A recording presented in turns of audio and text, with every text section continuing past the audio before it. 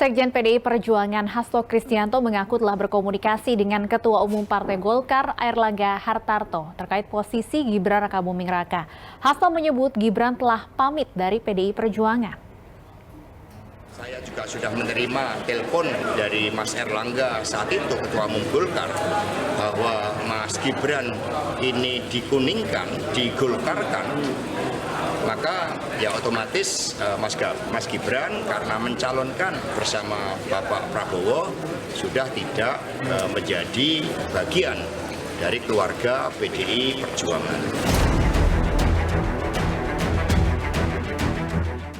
Sekjen PDI Perjuangan Hasto Kristianto menyebut Gibran Rakabuming Raka telah pamit dari PDI Perjuangan. Kepastian tersebut diucapkan Hasto satu hari jelang puncak perayaan ulang tahun Partai Golkar yang ke-59. Meski mengakui akan menghadiri puncak hari ulang tahun Partai Golkar hari ini, Gibran membantah kabar bahwa dirinya akan dikuningkan.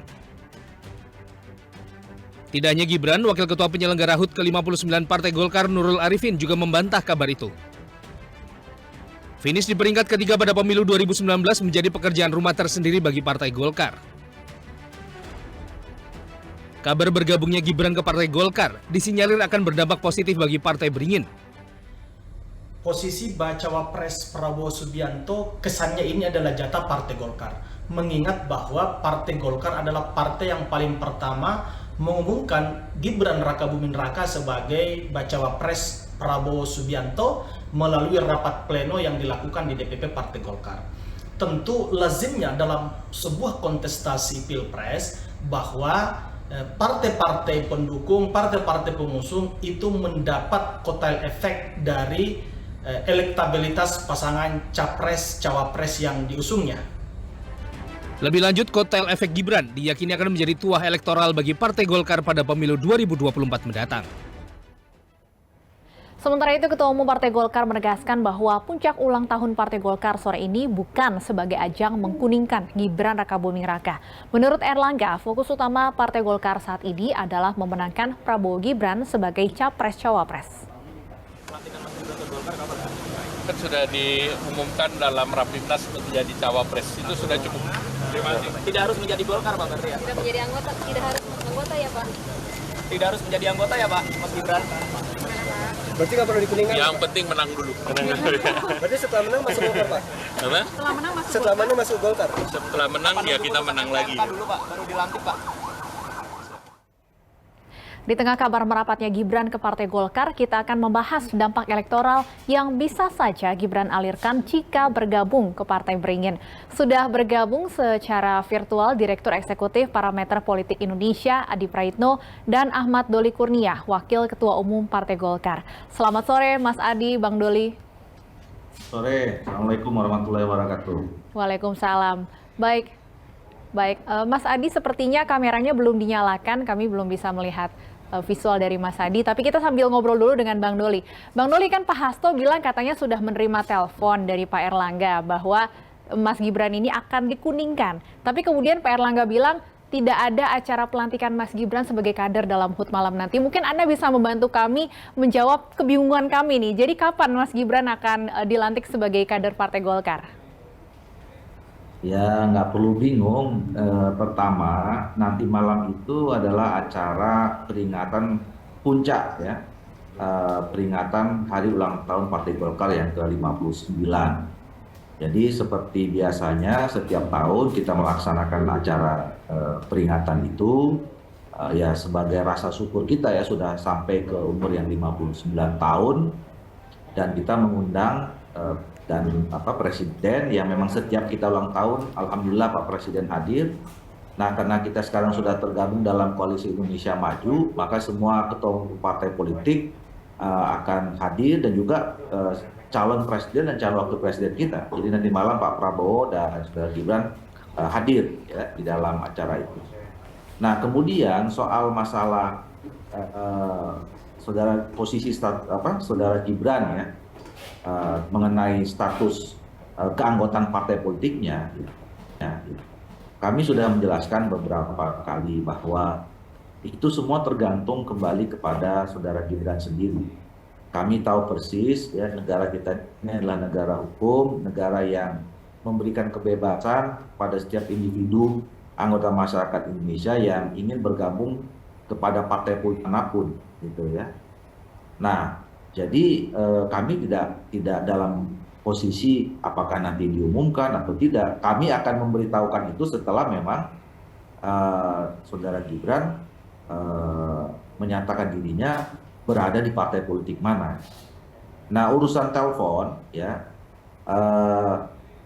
saya ingin menyampaikan bahwa Pak Erlangga itu sering sekali berkomunikasi dengan setiap pimpinan partai politik mana saja, termasuk dengan Sekjen PDI Perjuangan. Baik. Saya tahu beberapa. Nah, tetapi kalau ada spesifik ya pembicaraan telepon mengenai soal keanggotaan saudara Gibran, saya nggak mengetahui itu ada, gitu ya. Dan kalaupun misalnya betul itu ada dan kapan saya nggak tahu. Tetapi sekali lagi urusan keanggotaan saudara Gibran saya kira bukan urusannya, apalagi kalau mengatasnamakan Golkar ya. Kan agak lucu kalau misalnya Sekjen PDIP yang mengatakan bahwa Gibran sudah di Golkar gitu, padahal kita belum pernah menyatakan apa-apa. Bahkan saudara Gibran yang dirinya sendiri juga perlu pernah mengatakan apa-apa. Yang kita tahu sampai saat ini kan adalah bahwa saudara Gibran baru saja mendapatkan surat dari Ketua DPC PDIP Kota Solo untuk meminta mengembalikan KTA, dan saudara Gibran pernah menjawab ya di berbagai media beliau akan mendatangi Ketua DPC PDI Perjuangan Solo itu untuk membicarakannya. Nah, nanti hasilnya apa ya kita lihat aja, kita tunggu setelah pembicaraan itu terjadi. Baik, Bang Doli, tadi Anda mengatakan tergantung Mas Gibran. Apakah saya bisa menarik kesimpulan Golkar sudah menawarkan tapi Mas Gibran yang belum memberikan kepastian atau belum memberikan jawaban kepada Partai Golkar? Bukan. Jadi gini, kami Partai Golkar ini adalah partai yang terbuka, ya, partai yang inklusif. Kita menerima siapa saja, ya. Jadi tidak menawarkan secara langsung begitu ya, Bang Doli? Rakyat biasa, apalagi anak presiden, gitu ya. Sekarang calon wakil presiden, kalau memang merasa sama visinya, aspirasi politiknya sama dan perjuangan politiknya sama dengan Partai Golkar, kami dengan tangan terbuka menerima dengan senang hati, gitu. Dan kami tidak mau, kami paham untuk menentukan pilihan partai politik seseorang itu nggak boleh dipaksa, nggak boleh ditekan, gitu ya. Itu kembali kepada hak individu, hak azazi dari individu masing-masing masyarakat, termasuk saudara. Baik, Mas Adi, kembali lagi saya ingin menanyakan analisa Anda atas dua pernyataan yang bertentangan ya. Pak Hasto bilang sudah menerima telepon, katanya Gibran akan dikuningkan. Sementara Pak Erlangga sendiri mengatakan hanya isu. Kalau analisa Anda sendiri seperti apa atas teka-teki ini? Ya, saya kira itu wacana elit ya, yang tidak gampang dikonsumsi oleh semua kalangan, termasuk kita-kita yang bukan aktivis dan bukan elit partai. Tapi kekisruhan dalam tanda kutip ini kan terjadi pertama ketika Gibran itu diminta untuk mengembalikan kartu tanda anggotanya sebagai kader PDIP, dan pada saat yang bersamaan kemudian Hasto mengatakan bahwa Gibran bukan lagi kader PDIP dan sangat mungkin akan dikuningkan. Ini yang saya kira memancing bahwa Gibran itu ya tinggal nunggu waktu akan segera diumumkan sebagai kader Golkar. Tapi per hari ini spekulasi itu kan terbantahkan. Pertama, elit-elit Golkar termasuk Bang Doli menegaskan bahwa tak ada kaitannya bahwa hari ini Gibran itu diumumkan sebagai kader Golkar. Tapi bahwa kalau pada akhirnya Gibran menyatakan tertarik untuk menjadi bagian dari Golkar, tentu ahlan wa sahlan bagi Gibran. Karena bagi Golkar ya tentu sebagai partai yang cukup terbuka sejak awal tidak menutup diri. Karena apapun pada prinsipnya bagi Golkar kalau memiliki tujuan dan kepentingan politik yang sama, tentunya menjadi suatu hal yang layak untuk diperhitungkan menjadi bagian penting dari kaderisasi partai ya. Tapi bagi saya sudah nggak relevan lagi apakah Gibran itu mau kuning, mau coklat, mau biru dan seterusnya. Semua itu ada di Gibran sebenarnya. Karena kalau kita membaca Golkar per hari ini, anatomi kekuatan politiknya memang terletak pada struktur, kemudian terletak pada kader-kader dan mesin politik mereka. Jadi ini yang kemudian bisa menjelaskan kenapa dari dulu sampai sekarang Golkar itu established. Bahkan mereka ketika tidak mengusung capres dan cawapres di 2019, mereka masih menjadi runner up loh perolehan pilihnya di DPR. Apalagi nanti kalau betul misalnya Gibran menyatakan tertarik menjadi bagian dari Golkar, tentu ini semacam bagian dari insentif yang bisa dikapitalisasi untuk mendobrak kekuatan politik Golkar tentu saja di masa yang akan datang.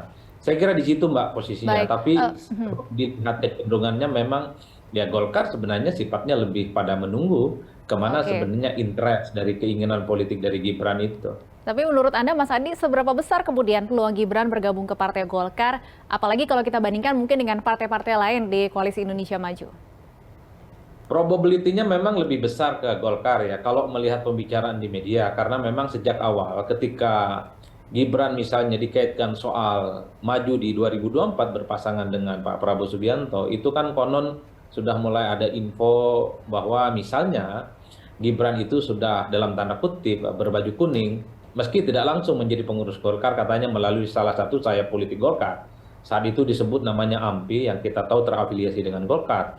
Tapi sampai hari ini secara definitif, secara eksplisit, publik masih belum melihat bahwa Gibran itu akan diumumkan atau menyatakan diri menjadi bagian dari Golkar. Jadi spekulasi-spekulasi yang selama ini muncul sebenarnya per hari ini terbantahkan. Entah nanti malam kalau Gibran hadir bersama Jokowi, hadir juga bersama Prabowo Subianto, tiba-tiba diumumkan sebagai kader Golkar, itu tentu suatu hal yang surprise bagi Golkar. Kalau Gibran memang menjadi bagian dari Golkar, ya saya kira ini akan menjadi satu kekuatan politik tentu saja yang bisa dikapitalisasi sebagai bagian dari menyongsong pemilu 2024 yang saya kira tersisa tinggal 3 bulan, Mbak. Baik, Bang Doli, banyak pengamat, banyak kemudian sejumlah pihak yang memprediksi bahwa bergabungnya Gibran ke Partai Golkar ini bisa memberikan kotel efek bagi Partai Golkar. Tanggapan Anda sendiri, Bang Doli? Kami meyakini ya untuk memenangkan pemilu itu banyak variabel. Tapi yang menjadi variabel utama adalah kekuatan yang mandiri dari kami sendiri ya. Tentu kami selama ini membangun jaringan infrastruktur partai kami ya. Kami punya kekuatan caleg-caleg yang sekarang sudah baru saja diumumkan gitu ya. Terus kemudian tentu kami juga punya program-program yang ditawarkan, dan itu yang juga mempertemukan kami dengan partai-partai politik yang lain yang kita kemudian bergabung dalam Koalisi Indonesia Maju, dan ujungnya adalah pencapresan Pak Prabowo dengan saudara Gibran. Nah, jadi sebetulnya untuk menangkan pemilu itu ya pertama memang penting ya figur dari capres dan cawapresnya. Tetapi yang lebih penting lagi adalah sejauh mana kerja-kerja politik yang dilakukan oleh semua jaring infrastruktur pendukung termasuk partai politik.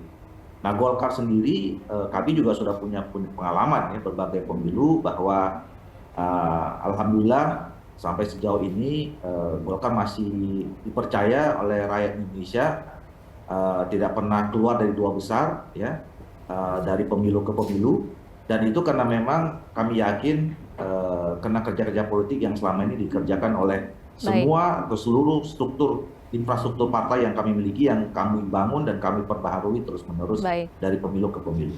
Baik, Mas Adi, Anda sendiri melihatnya akan seberapa besar sebenarnya suntikan elektoral seorang Gibran Rakabuming Raka terhadap Partai Golkar, kalau benar nantinya bergabung dengan Partai Golkar? Saya kira memang harus ada data-data yang bisa dijadikan sebagai rujukan, tapi memang secara alamiah kalau Gibran jadi ke Golkar tentunya akan memberikan daya suntik elektabilitas. Itu yang disebut dengan cocktail effect. Tapi seberapa besar, apakah 1%, 2%, 3%, tentu harus diuji dengan kerangka-kerangka survei yang sifatnya kuantitatif, Mbak ya. Itu yang pertama. Yang kedua sebenarnya pemilih Gibran ini kan kalau kita coba analisis ya tentu berasal dari para pemilih ataupun simpatisan Jokowi ya, yang kemudian rasa-rasanya itu otomatis akan berlabuh kepada Gibran dan kemungkinan bisa diwariskan elektabilitasnya kepada Golkar, kan begitu ceritanya. Tapi ingat, pemilih Jokowi itu banyak juga yang terafiliasi dengan pemilih PSI. Oleh karena itu, kalau Gibran betul menjadi bagian dari Golkar, saya kira memang ada dampaknya secara signifikan ya, minimal itu 1 ataupun 2%. Itulah yang saya sebutkan bahwa ya dimanapun misalnya dalam sejarah Pilpres, kalau ada partai politik yang terafiliasi bisa mengusung atau menjadi bagian dari salah satu kontestan tertentu, baik sebagai capres ataupun cawapres, dia pastinya akan mendapatkan faedah elektoral. Tinggal dilihat seberapa kuat elektabilitas itu.